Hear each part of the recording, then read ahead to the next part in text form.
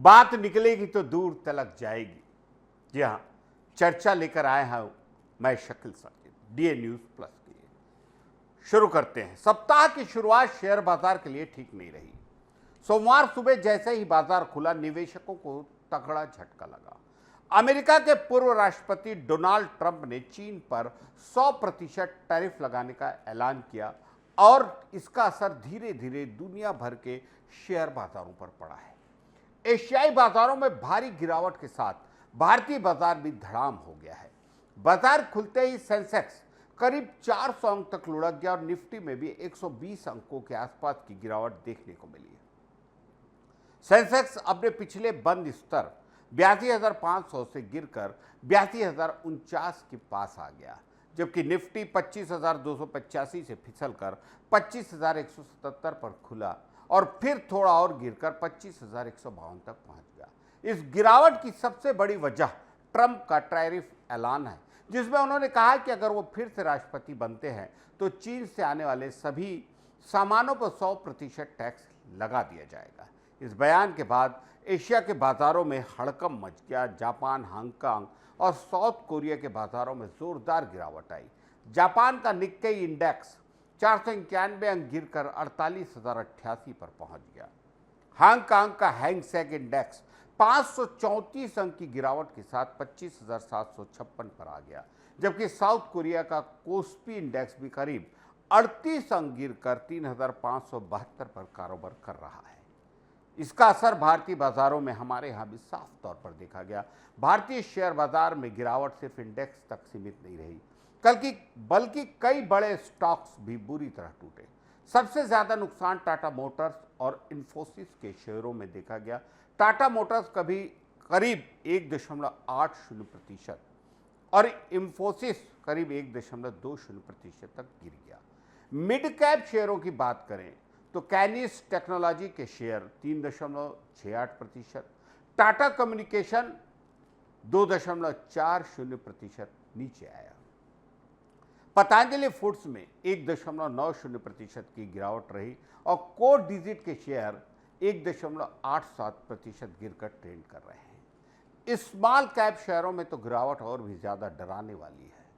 BLS share में 11.93%, BLSE 7% तक टूटा। रिलायंस पावर में 5.02% और टाइमेक्स में करीब 3.12% की गिरावट रही। हालांकि गिरावट के इस तूफान में भी कुछ कंपनियों ने बेहद बेहतर प्रदर्शन किया। आरती इंडस्ट्री, यूनो मिंडा, ग्लैड फार्मा, MRF और मुथूट फाइनेंस जैसी कंपनियों के शेयर बढ़त के साथ कारोबार करते रहे। इन शेयरों में या तो मजबूत फंडामेंटल्स हैं या किसी पॉजिटिव खबर की वजह से इन पर खरीदारी बनी हुई है। कुल मिलाकर देखा जाए तो ग्लोबल टेंशन और ट्रंप के बयान का सीधा असर भारतीय निवेशकों की भावनाओं पर पड़ा है। लोग सतर्क हो गए हैं और फिलहाल बाजार में डर का माहौल, शक का माहौल बना हुआ है।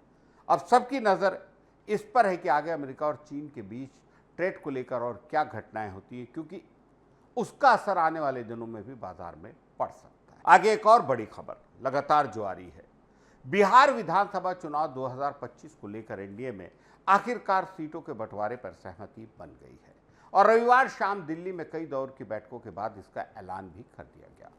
इस बार बीजेपी और जेडीयू यानी दोनों प्रमुख दल 101 सीटों पर चुनाव लड़ेंगे, यानी बराबर बराबर हिस्सेदारी तय हुई, कोई बड़ा भाई छोटा भाई नहीं। वहीं चिराग पासवान की लोक जनशक्ति पार्टी रामविलास ग्रुप को 29 सीटें दी गई हैं, जो पिछले बार की तुलना में एक बड़ा हिस्सा है। इनका दबाव काम आया ऐसा लगता है। 2020 में वे एनडीए से बाहर रहकर अकेले चुनाव लड़े थे। इस बार उनके लिए 3 खास सीटें हिसुआ, गोविंदगंज और ब्रह्मपुर भी सुरक्षित की गई हैं, जिनको लेकर सबसे ज़्यादा माथापच्ची चल रही थी। आखिरकार वो इन्हें अपने पक्ष में करने में सफल रहे। उपेंद्र कुशवाहा की राष्ट्रीय लोक जनता दल RLM को 6 सीटें और जीतन राम मांझी की पार्टी हिंदुस्तानी अवाम मोर्चा हम को भी 6 सीटें दी गई है।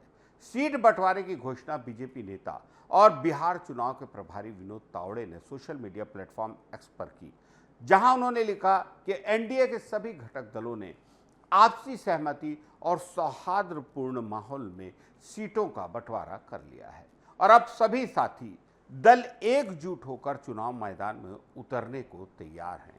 इस फैसले के बाद चिराग पासवान, उपेंद्र कुशवाहा और जीतन राम मांझी जैसे सहयोगी नेताओं ने भी सोशल मीडिया पर इस फैसले का स्वागत किया और अपनी अपनी प्रतिक्रियाएं दी। मांझी ने कहा कि उन्हें जो मिला है उससे वो संतुष्ट हैं और उन्हें किसी से कोई शिकायत नहीं है।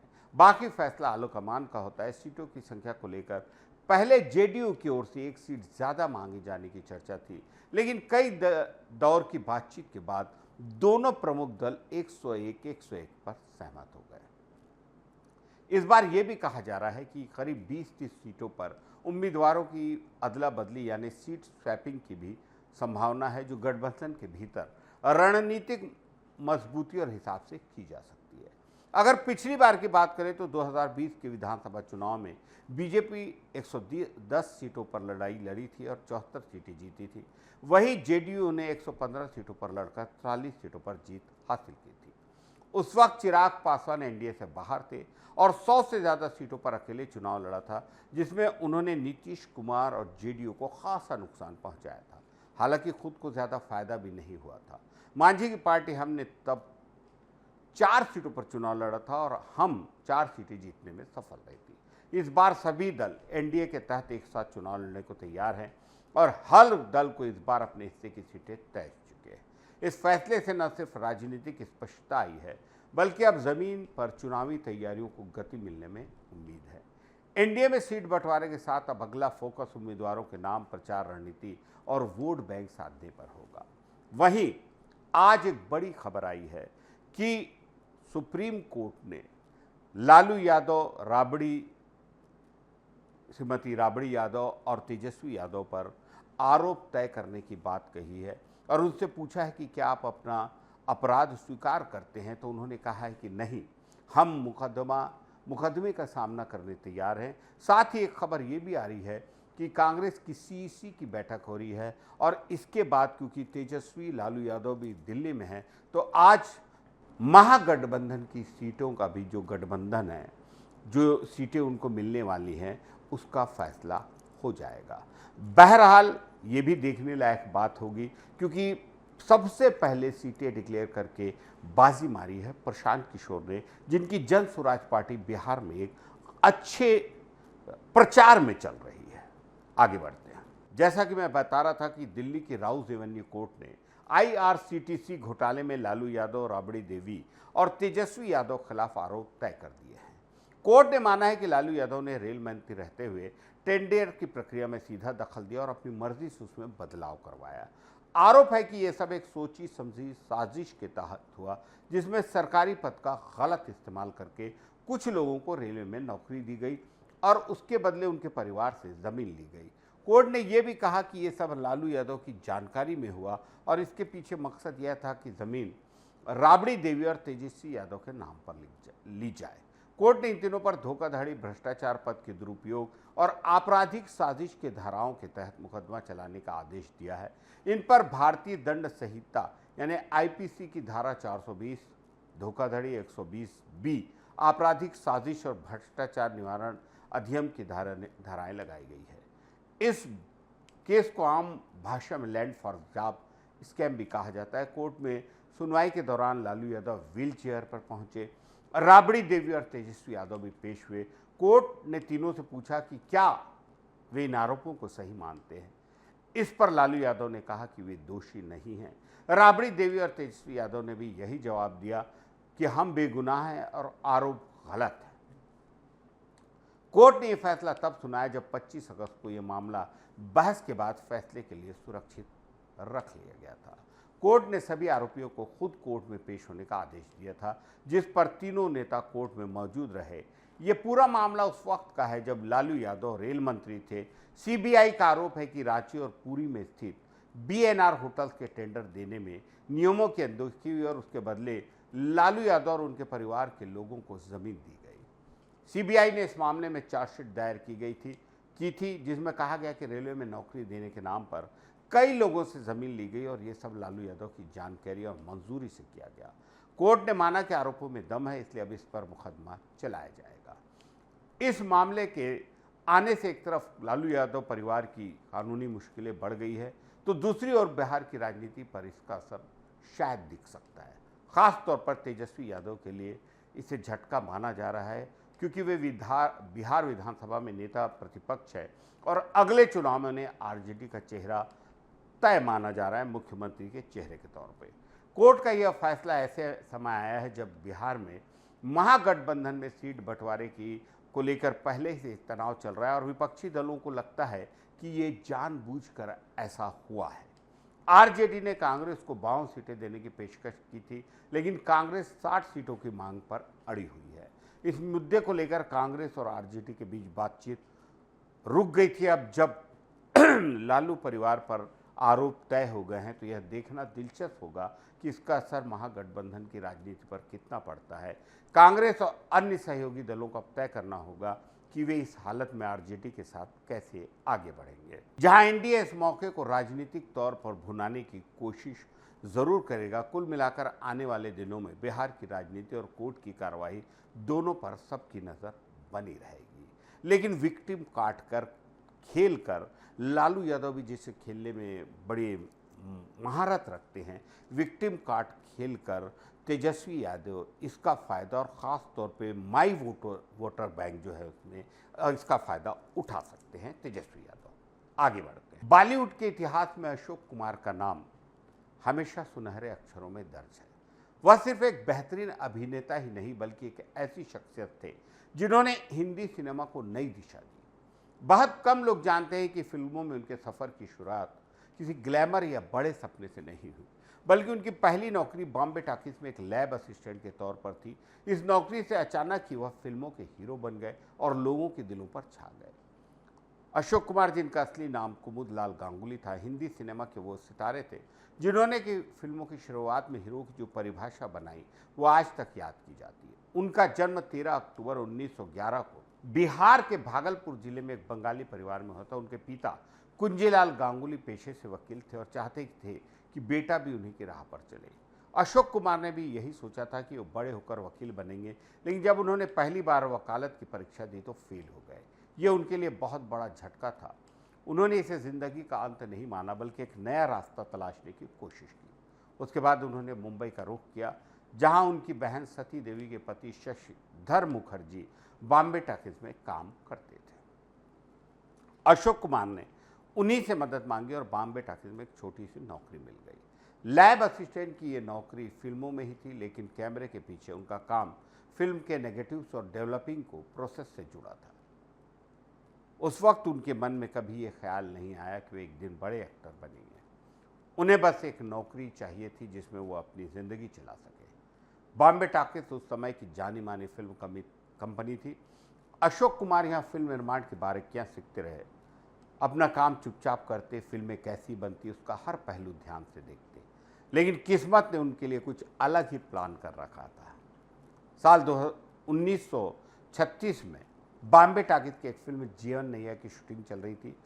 फिल्म के हीरो नजमुल हसन ने अचानक फिल्म छोड़ दी, शूटिंग रुक गई और नए हीरो की तलाश शुरू हो गई। बॉम्बे टॉकीज के मालिक हिमांशु राय के सामने जब कोई विकल्प नहीं बचा तो उन्होंने अशोक कुमार को हीरो बना दिया। ये फैसला हर किसी के लिए चौंकाने वाला था। डायरेक्टर फ्रांज ऑस्टन तक को लगा कि अशोक कुमार में हीरो जैसा कोई लुक नहीं है, लेकिन हिमांशु राय का कहना था कि फिल्म को वक्त पर पूरा करना जरूरी है और अशोक कुमार इस रोल के लिए तैयार है। मजबूरी में ही सही अशोक कुमार को कैमरे के सामने लाया गया और जीवन नैया से उन्होंने एक्टिंग की दुनिया में कदम रखा। इसी फिल्म के दौरान उनका नाम बदला गया और कुमुदलाल गांगुली बन गए अशोक कुमार। इस फिल्म के रिलीज होते ही लोगों को एक नया हीरो मिल गया। अशोक कुमार का चेहरा आम आदमी जैसा था, उनमें बनावटीपन नहीं था। उनकी एक्टिंग बेहद नेचुरल थी। फिल्म को दर्शकों का अच्छा रिस्पांस मिला और अशोक कुमार को पहचान मिलने लगी। इसके बाद 1936 में ही आई फिल्म अछूत कन्या से सुपरस्टार बने। ये फिल्म सामाजिक मुद्दे पर बनी थी और अशोक कुमार के साथ इसमें देविका रानी थी। दोनों की जोड़ी को खूब पसंद किया और फिल्म ने इतिहास रच दिया। इसके बाद तो अशोक कुमार का कैरियर रुकने का नाम नहीं लिया।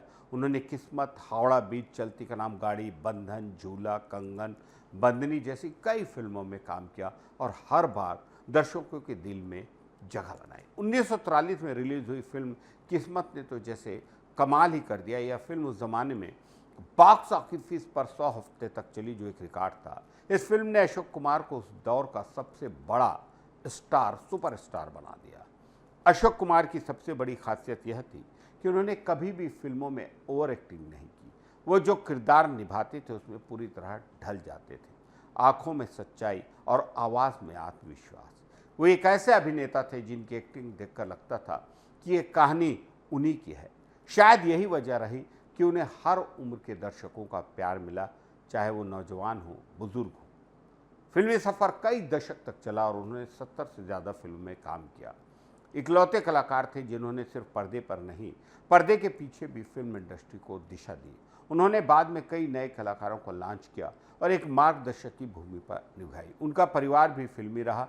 किशोर कुमार उनके छोटे भाई थे, काफ़ी बड़े गायक, काफ़ी बड़े अभिनेता, बड़े डायरेक्टर।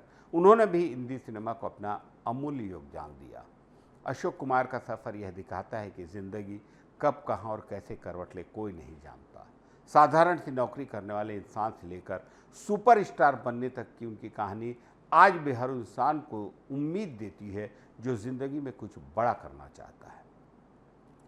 बिना फिल्मी बैकग्राउंड, सपनों की तैयारी और बिना स्टारडम के लालच के अशोक कुमार ने हिंदी सिनेमा को जो दिया वो शायद कोई प्लान करके नहीं दे सकता। सच्चे और ज़मीन से जुड़े किरदार। 13 अक्टूबर, आज जब भी उनका जन्मदिन आता है, लोग उन्हें एक अभिनेता के तौर पर नहीं बल्कि सिनेमा के एक युग के रूप में याद करते हैं। उन्होंने रास्ता दिखाया, वो आज भी लाखों लोगों के लिए प्रेरणा बना हुआ है। हमारी तरफ से अशोक कुमार साहब को डीए न्यूज़ प्लस और शकील साजिद की तरफ से बहुत सारी शुभकामनाएं, माफ़ कीजिएगा, श्रद्धांजलि, नमन। आगे बढ़ते हैं। हर साल अक्टूबर का महीना ब्रेस्ट कैंसर अवेयरनेस मंथ के रूप में मनाया जाता है।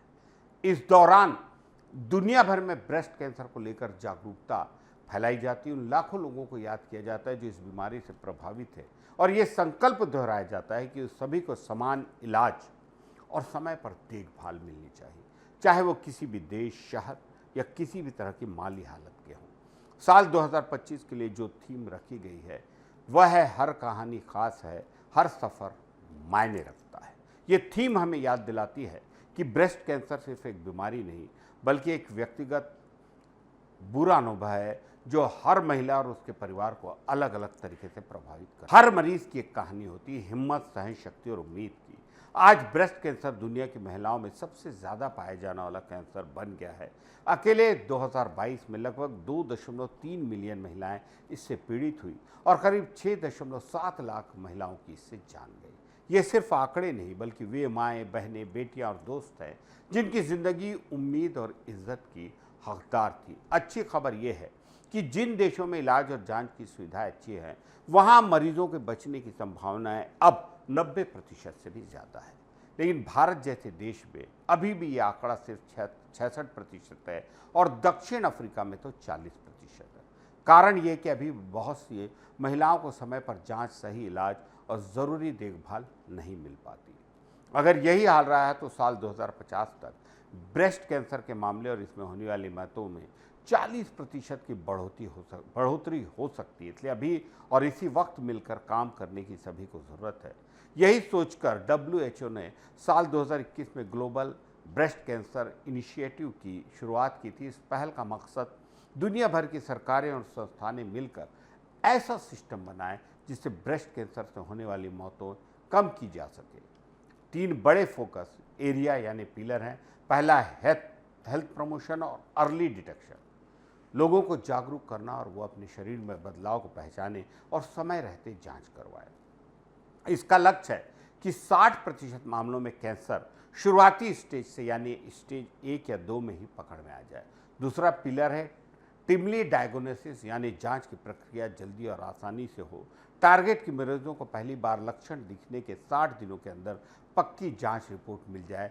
तीसरा पिलर है ट्रीटमेंट यानी ऐसा इलाज जो सभी को बिना भेदभाव के पूरा और सही वक्त पर मिले। इसके लिए टारगेट की कम से कम 80% मरीज अपना इलाज पूरा कर सके। इस साल ब्रेस्ट कैंसर अवेयरनेस मंथ 2025 का मकसद सिर्फ गुलाबी रंग की रिबन पहनने या सोशल मीडिया पोस्ट करने तक नहीं है।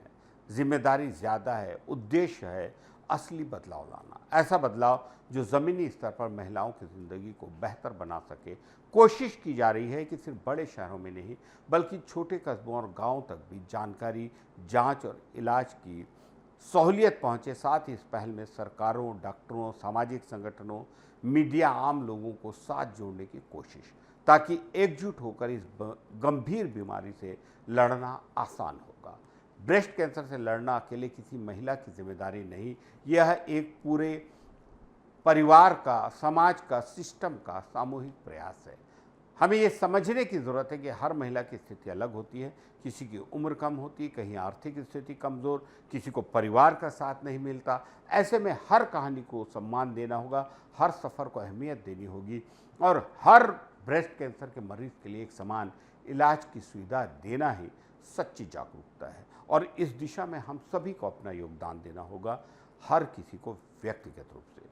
आज के लिए चर्चा है में सिर्फ इतना ही। शकील साजिद को इजाज़त दीजिए। नमस्कार।